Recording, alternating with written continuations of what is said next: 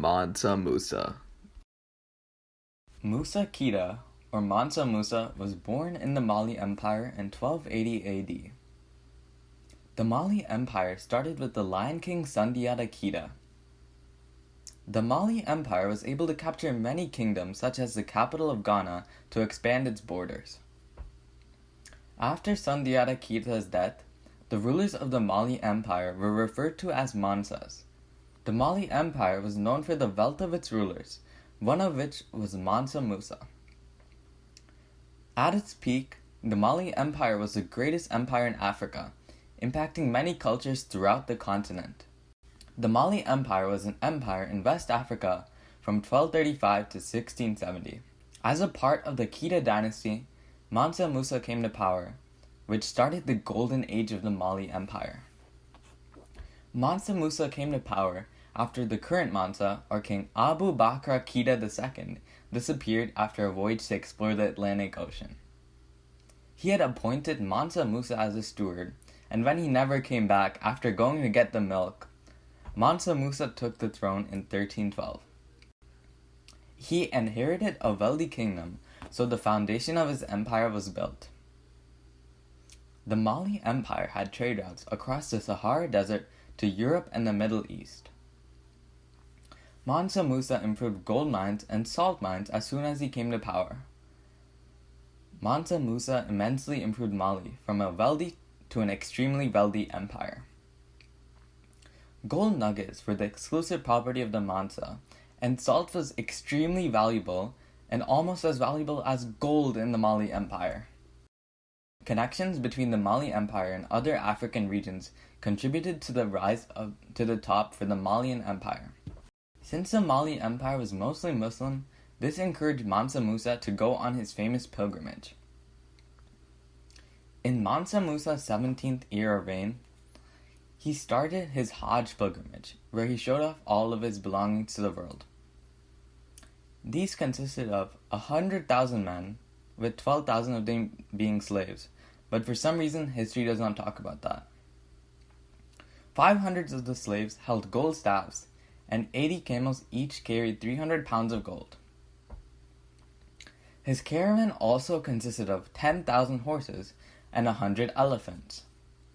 The journey was described to be a huge group of travelers. This journey served as an advertisement for the Mali Empire and drew in new empires to expand their trade.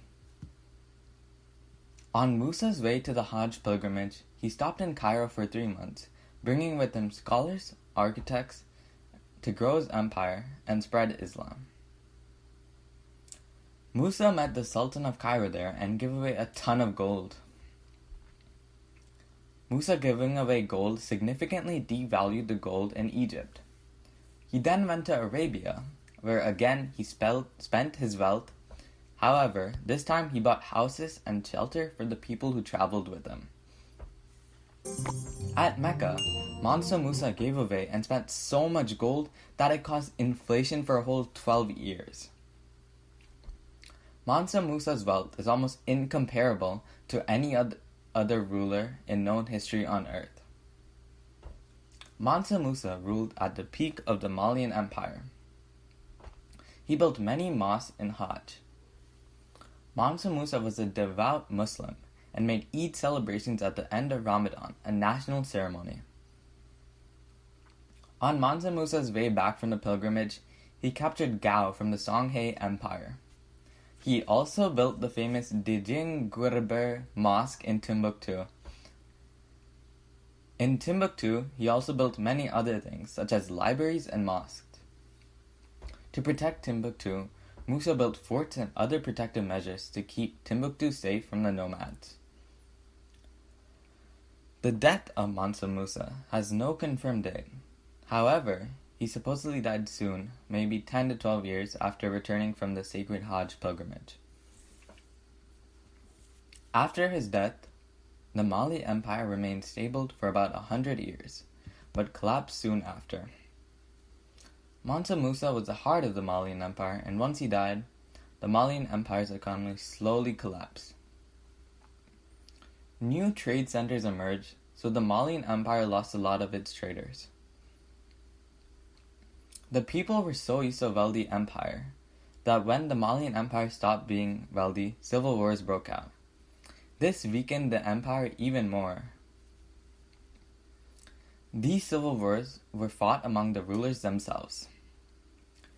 This led to the downfall of the Mali Empire, and they were taken over by the Songhai Empire. Mansa Musa put the Mali Empire on the map. The Mali Empire was formerly on 14th century world maps because of the fame Mansa Musa brought to it. It is inconceivable to many daily people how much gold Mansa Musa produced. Mansa Musa had a great impact on the world after he died and is one of the most famous people that has ever lived. After he was dead for a long time, Mansa Musa became the legend that people know him for today. You could think of Mansa Musa as King Midas, as everywhere he went, it turned to gold. Thank you for watching our video.